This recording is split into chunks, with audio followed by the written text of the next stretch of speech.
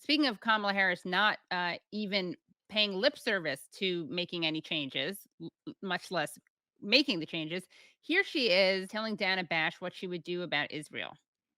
President Biden has tried unsuccessfully to end the war between Israel and Hamas in Gaza. Okay, first of all, as if he's tried. And also, anyone saying Israel and Hamas is a joke. The idea that this is Israel targeting an organization, a terrorist organization, as they would call it, which is, if you want to do that, fine, but make sure you say a much larger terrorist government is trying to target. They're not. We know this. This is a war on the people of Palestine. Anyway. He's been doing it for months and months, along with you. Would you do anything differently? For example, would you withhold some U.S. weapons shipments to Israel? That's what a lot of people on the progressive left want you to do. Let me be very clear. I am unequivocal and unwavering in my commitment to Israel's defense and its ability to defend itself. And that's not going to change. But let's take a step back. October 7, 1,200 people were massacred. Many young people who were simply attending a music festival. Women were horribly raped. As I said then, I say today, Israel has a right to defend itself. We would. And how it does so matters. Far too many innocent Palestinians have been killed. And we have got to get a deal done. We were in Doha. We have to get a deal done. This war must end. In the meantime, and we must get a deal that is about getting the hostages out. I've met with the families of the American hostages. Let's get the hostages out. Let's get the ceasefire done. but no change in policy in terms of arms and so forth. No, we have to get a deal done. Dana, we have to get a deal done. When you look at the significance of this to the families, to the people who are living in that region, a deal is not only the right thing to do to end this war, but will unlock so much of what must happen next. I remain committed since I've been on October 8 to what we must do to work toward a two-state solution, where Israel is secure and in equal measure, the Palestinians have security and self-determination and dignity. The two-state solution that Israel has said is not going to happen.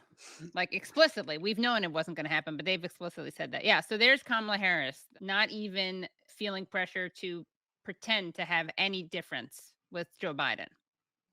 Listen, I mean, I was in Dearborn about a month ago speaking with folks. That's when a little bit after Biden dropped out.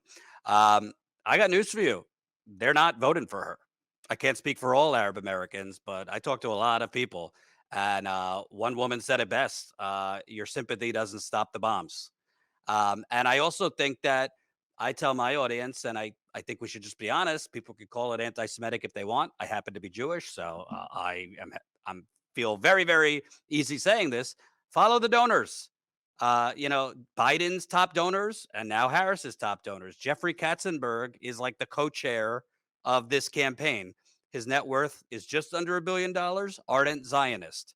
Not only is he donating heavily to Harris, he is raising tens of millions, if not more, from other rich people.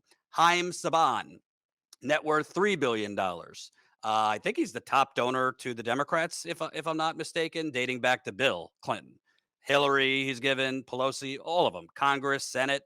Many years ago, I think it was 2018, when the last time Israel was bombing Gaza, not to this degree, a couple Democratic senators kind of said something tepid, pro-Palestinian, and he came down on them. They just happened to be taking his money, and they quickly reversed. The 5-minute pause that Biden did when he was still running, I'm going to pause weapons. Haim Saban, again, net worth $3 billion, sent a nasty letter to Biden's top aides, and Biden quickly reversed that. This is who's funding Harris's campaign.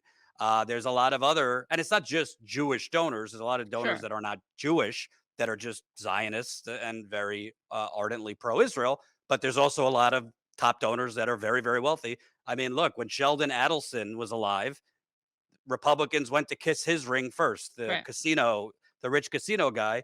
The New York Times had a story 2 weeks ago that his wife now Miriam. is Miriam Adelson. gonna put in $100 million. And by the way, that's why Trump moved the embassy from Tel Aviv to Jerusalem, because Sheldon Adelson, when he was alive, gave Trump $30 million.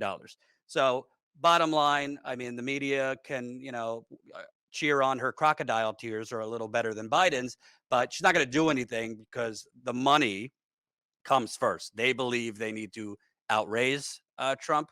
I believe that's kind of fool's gold. Hillary Clinton in 2016 outspent Trump 2-1. Mm.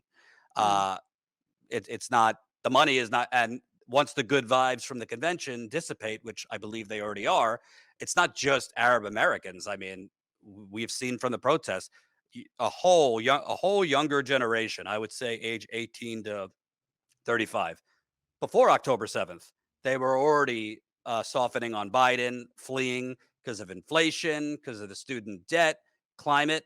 What's your response to that counter argument? The donor class would abandon her, and AIPAC would eviscerate her. Well, first off, you're not running for president of the United States. You're running for president of 6 states, because the Electoral College makes it just about 6 states. And even if AIPAC just goes bonkers on her, I do believe through, if she changed her policy, you could have, I wouldn't say like a Bernie type small dollar engine, but her small dollar could really Yeah. significantly move up, including progressives who maybe don't like her on other things, but support her for a little moral courage. I don't really think AIPAC could make the difference in 2 months. The donors might turn on her, but are they going to start running ads for Trump? I don't know about that. But I will say the economy and inflation is still the number one issue. So even if she turned uh, on policy in a good way that we would like and your audience would like, I don't think Israel Gaza in those swing states, for most voters, I'm talking independents, the elusive swing voters, I don't think their vote is going to change based on whether she is calling for an arms embargo or not. I think it's really the young voters, not just young voters. There's older people that care about this too, but young voters, Arab Americans. I see there's more to gain for her because I don't see AIPAC money like, swinging all the independents against her. I see if there's a really, really, really bad economic event this month or October, that could. But on Israel Gaza, I think that's the top issue for younger people, Arab Americans, not independent voters.